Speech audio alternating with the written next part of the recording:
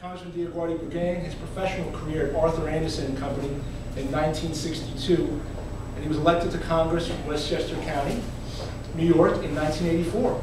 And he served 2 terms on the House Government Operations Committee and 1 term on the Banking, Finance, and Urban Affairs Committee. He has served on the board of directors and chairman of the audit committee of several corporations, and today he is a tireless fighter for the issues that he believes in. And I'm happy and honored to call him my friend and have him here today. Congressman DioGuardi, everybody. Thank you. Thank you, John. I see my friends in the front row, Mr. Hillebrecht and his wife, Bob and Mary. I worked with them. I worked with Bob and Arthur Anderson many years ago. And just this morning, he likes the computer, and he sent me, he knows I like sayings from some of the old statesmen, and he sent me another one that I hadn't remembered from Thomas Jefferson, and I'm going to give it to you. A government that's big enough to give you everything you want is big enough to take everything you have, okay? And that's the thing we've got to be careful of in America. Why do I define myself as a small government conservative? Because I want to see government closer to the people. We've done the opposite. And the administration today, and by the way, you have to blame Republicans and Democrats. This is not one party that's put us here. Don't forget, George Bush was a big government conservative, and he doubled the national debt. Under him, it went from almost 5 trillion to 10 trillion. Now Obama is taking it to 16 trillion. And now they estimate that by 2022, because of these deficits, it's going to be $22 trillion, the national debt. And that's the good news. Guess what the bad news is? That's what's on the books. I'm a certified public accountant. I want to give you this copy of this book. You're going to take it home with you, and you'll say, hey, you know, no one ever told me this before, that we don't have the right accounting system in government. You see, if you own shares in a company, or you have a mutual fund that has shares in a company that's being traded on the exchanges, you need to have outside auditors. The government doesn't do the audit. You have to hire outside certified public accountants. And there is prescribed by law something called generally accepted accounting principles. Why? Because they want to give you a good count as shareholders. They want you to know that they're protecting your assets. The government's not using that system. If we become fiscally unsustainable as a nation, that means we will not be able to pay our debts. That means we won't be able to pay our obligations. What's that? Social Security, Medicare, Medicaid. We give it to the states to give out. And therefore, fiscal sustainability is going to be a very important thing for the future. Why can we become unsustainable? We become unsustainable, and I ran for the US Senate, and this was a theme of my race. When you spend money you don't have, and you borrow from countries you don't trust, you are putting the American dream in jeopardy. Now, this is just to show you where we've come in 10 years. This is a slide of people who are employed. That's 10 years ago. This is 2001. 138 million people were employed. Look at this, 10 years later, 139. We have lost a decade in America. A decade. Now, just to keep up with normal population growth in America, you need to create approximately 225,000 jobs a month, okay? We've not done that. That's why we have the unemployment.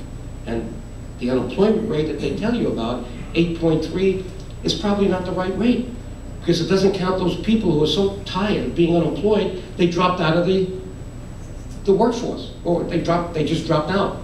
They're not looking, so they're not counted anymore. And what about the people who are into jobs that are part-time or lower paying? So the underemployed is probably much more than 15% when you look at that. Look at down here, interest on the national debt, $251 billion. Now that's the interest that we pay out. That interest is on about $10 trillion in Treasury bills. There's another $5 trillion, guess where it is? In the Social Security Trust Fund.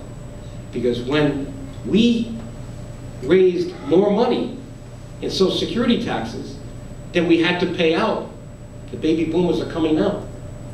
we had surpluses every year, okay? So, but now we don't have those surpluses.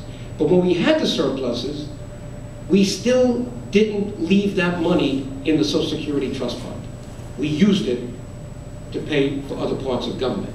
Now, as the baby boomers come down the track to get their money, those Treasury bills have to now be sold to the public and become part of what they call the publicly held debt.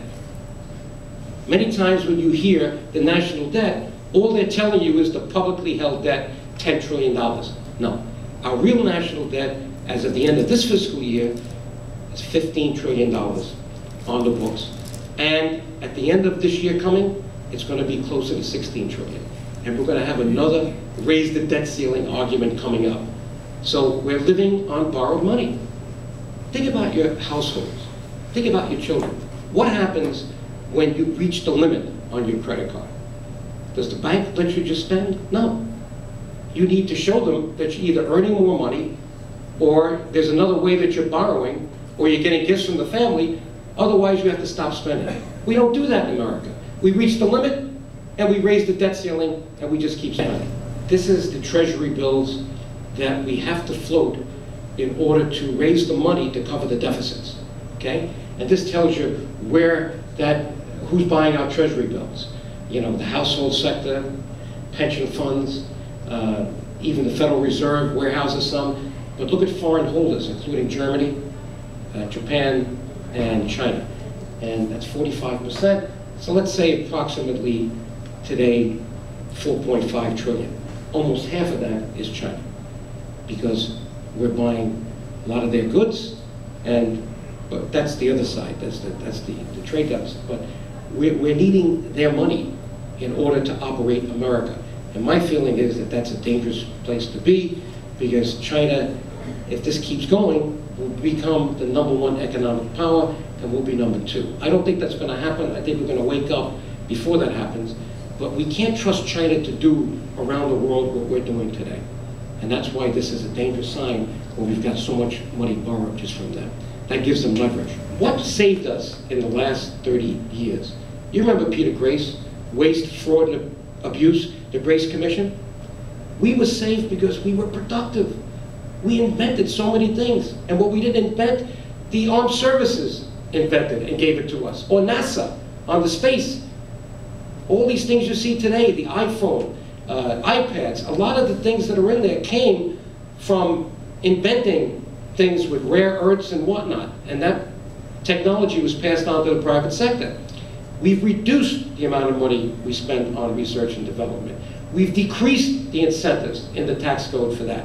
That's a danger, because we can make up for waste and abuse and fraud by being more productive. Not that I want to see that, but I think that's something that we can't do. Okay, with that, I think I've said enough. That gives you a sense for how I see the world right now. I spent 22 years in business. Before that, I was Joey the waiter, working my way through college at a country club in Greenburgh. Before that, I was with my brother and sister in my father's store on Tremont Avenue in the Bronx. And after leaving Congress, I didn't cash in. I didn't become a paid lobbyist. I became a human rights activist to help the people in the Balkans. I set up Truth in Government as a foundation to educate America about what's really going on. And I feel that I'm doing my share as a citizen, and I hope that you like what you heard. Thank you.